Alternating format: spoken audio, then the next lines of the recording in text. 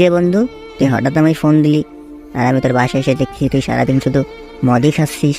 এত মদ খাচ্ছিস কেন? জরি নাকি তোকে ছ্যাঁকা দিল নাকি? নাকি জরিনের সাথে কিছু হয়েছে? দুঃখে কি আর খাই রে বন্ধু মদ?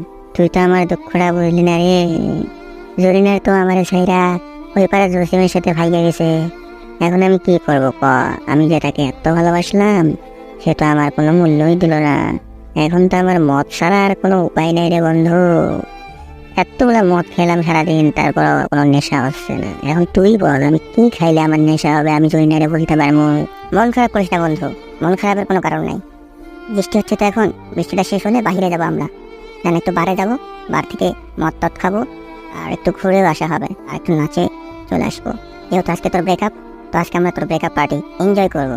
আর সমস্যা নেই, আজকের দিনটা আমিই দেবো, ঠিক আছে? এবার তো হ্যাপি হ। ওকে ডান বন্ধু।